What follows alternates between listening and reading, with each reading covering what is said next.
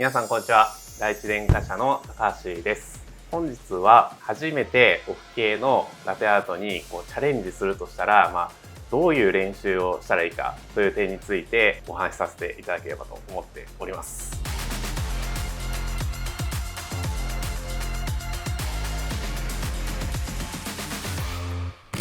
少し前に長ス系とオフ系のラテアートの違いっていうので動画に出しましたけれども、私もラテアートに関してはほぼからっきしの状態で、何から始めていいか分かんないので、そういった立場から今回は講師として本社からですね、営業の小屋バリスタが来ておりますので、小屋バリスタの方からちょっと話を聞いていきたいと思っております。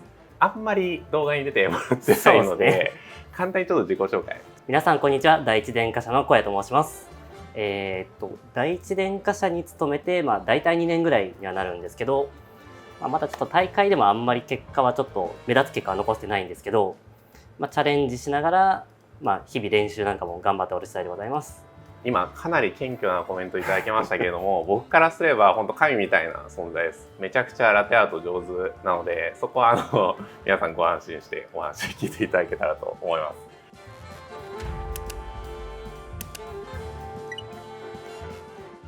まずそのオフ系のラテアートを始めるにあたって、どういう柄が練習の題材としていいかっていうことと、まずデモンストレーションとしてやっていただいて、で最後に丸描くとかハート描くとかそういうのとやっぱり意識としてちょっと変える必要がある、そのあたりちょっと具体的な話を伺えればと思っております。オフ系のラテアートは初めの一歩としておすすめの柄、簡単にご紹介いただけますでしょうか。個人的に、最初にいいなと思ったのがうさぎの柄ですね。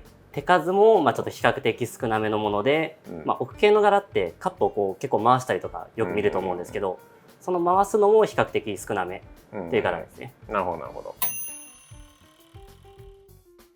じゃあやっていきましょう。使う道具をまずご紹介いただけますでしょうか。今回は、折り紙の8オンスカップですね。ピッチャーの方が、バリスタスペースの20オンスです。あとスケールですかね、測り。量が測れたら何でも大丈夫です。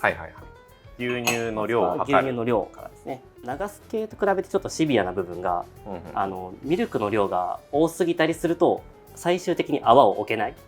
液体だけが流れちゃって溢れちゃったりとか滲んじゃったりとかっていう原因にはなりやすいですね。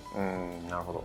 そしたら使うカップを決めて、そのカップに合わせた牛乳の量をきっちり計量してチームしていくっていうのがポイント。そうですね。ということで。なるほど。今回が、エスプレッソが 20g でミルクの量が約190ぐらいでいきます。エスプレッソも測った方がいいってことですね。そうですね。なるほどなるほど。計量完了しました。次エスプレッソから入れていきます。はい、お願いします。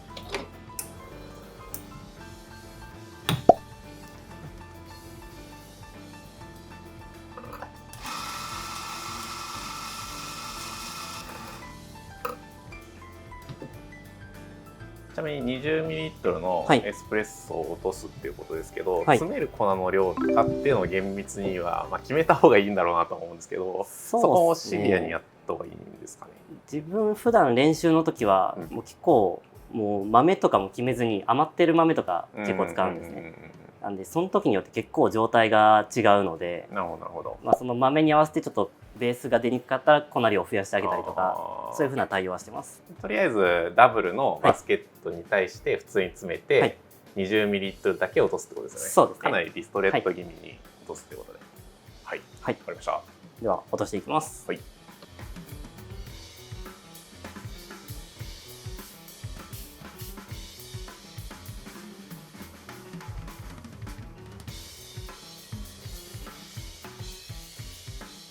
抽出時間が20秒ですね。20.2 秒。ってことで、抽出時間的には結構遅めに落としてますよね。20ml で20秒なので、結構詰め詰めで落とすようなイメージかなと思いました。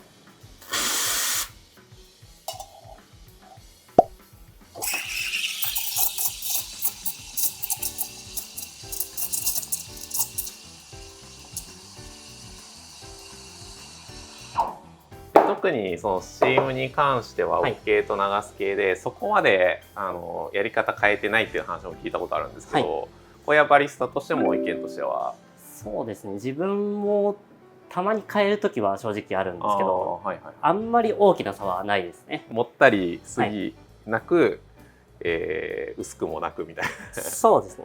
ただ最初に関しては多少ちょっと泡が多めでもいいかとは思ってます。ちょっと多めの方がまだやりやすい。そうですね。はいはい、滑らかすぎると逆に流れすぎちゃうんですね。なるほどなるほど。ちょっとじゃあ固めに作るといいかもしれないですね。はい。はい、じゃあ注ぎの方。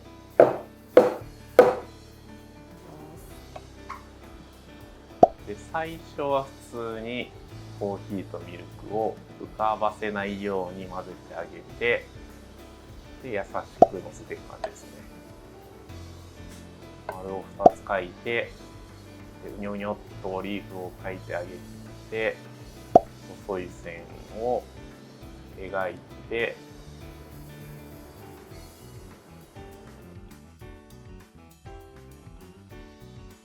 で最後に点を打つ。こちらがうさぎさんですね。はい。ここに草原みたいなのがあって、そこにうさぎさんが乗っかってるみたいなイメージですかね。はい。一つ一つまずどういうふうに進めていったかっていうのを、はい、この絵柄見ながら教えていただけますでしょうか。はい。奥系の絵柄っていろんな絵柄があると思うんですけど、以前動画でもあったようにペガサスとかああいうのもあるんですけど、ああいうのってこのリーフからスタートなんですけど、リーフのスタートってちょっと安定しづらいんですね。流れたりして広がりやすかったりとか、大きさが安定しないのもあって、この、チューリップとかそういうのでも重ねたりで使うと思うんですけど、このスタックから始めることによって、その最初の安定感っていうのはまず出しやすい絵柄です。スタックっていうのが、いわゆるそのチューリップの時にやるような感じで、この丸をニュッニュッって最初にこう積み重ねるっていう意味ですよね。はいはいはい。もう白だけでこう重ねてチューリップ作るとかもあると思うんですけど、あれの要領ですね。積むことをスタックという。はい。次に下の草原の部分を描いたんですけど、この時にカップをちょっとこう回してこっちから描き始めたんですね。最初の注ぎがこっちからになってるので、すごい手をこう曲げて描き始めないといけないですね。難しそう。そうするとスタートの位置の距離もかなり遠くなるので描きにくくなってしまうんですね。なんで液体の表面の距離っていうのを回すことでコントロールをしてあげる。なるほどなるほど。リーフに関しては、流す方の絵柄だとちょっと手前から流し始めて描くと思うんですね。振りながら引いていくという。こういう奥系の場合だともうほぼスタート位置から振り始めで、最後止まる場所まで引いていく。なるほどなるほど。じゃあもうそこは素直に描き始めたいところから描き終わりのところまでぴっちゃりなぞっていくようなイメージですね。最後はこの本当に絵を描くみたいに線で描いていったんですけど、高くから注いで液体を沈ませてたと思うんですけど、この時液体を沈ませずに描き始めちゃうと、言ったら牛乳の泡じゃなくて液体だけが出続けちゃうので、かなりにじみやすくはなります。なのである程度沈ませてから近づけてあげて線を描き始めてあげる。なるほどなるほど。なじませながらピッチャーを近づけていくイメージ。今見てもらったら分かるんですけど、液体ほぼないですよね。で最後の部分で本当に泡を落としてるだけなので、液体が落ちちゃうとこんな風に綺麗な丸は浮かないですね。はい、では解説はしていただきましたけれども、私の方からちょっと質問があるので、いくつか質問させてください。まずこう混ぜていく時に、最後になんかこうちょろちょろってこうやってたんですけど、あれはなんかやっぱ意図があってやってるんですか？そうですね。混ぜ方も正直ちょっと違うと思うんですね。普通の流すやり方と。例えば自分のやり方なんですけど、この最初普通ぐらいの距離からこうなじませ出してどんどん距離上げてるんですね。なるほど。で、上げることによって下の入れ込んだ泡を浮き上がらせてベースをどんどん補強してあげる。であとはやり方いろんなやり方あるんですけど、最初にミルクをちょっと入れてもう先に混ぜてあげる。このやり方も同じような考え方で、ベースを補強してあげるっていうのと、ガスが多いエスプレッソだったらガスを飛ばしてあげるっていうような意図もあります。なるほど。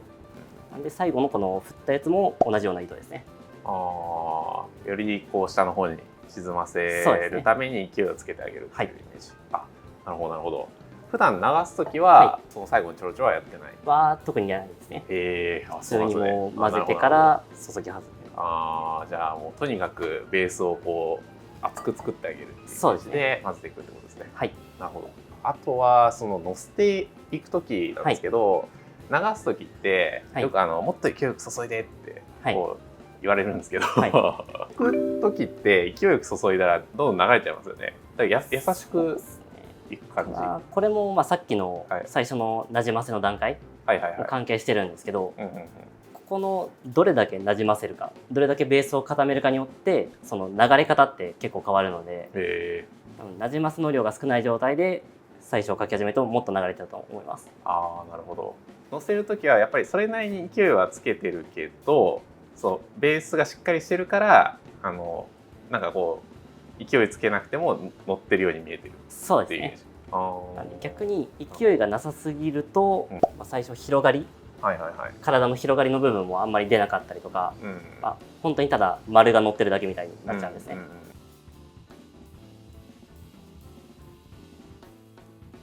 そもそものベースがめちゃくちゃ大事だっていうことも分かってなかったので、そこはすごい勉強になりました。ということで皆さんご参考になりましたでしょうか。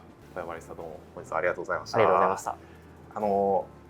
いろいろ実際にやってみてっていう方の視点でこの動画見ていただくとやっぱり違う疑問がおそらく浮かんでくるのかなと思いますので、ぜひぜひご質問ありましたらコメント欄の方までお願いできたらと思います。この動画参考にもしなりましたら、ぜひ高評価ボタンをお願いいたします。で、まだチャンネル登録お済みでなければチャンネル登録もぜひお願いできたらと思います。それでは最後までご視聴いただきましてどうもありがとうございました。また次の動画でお会いしましょう。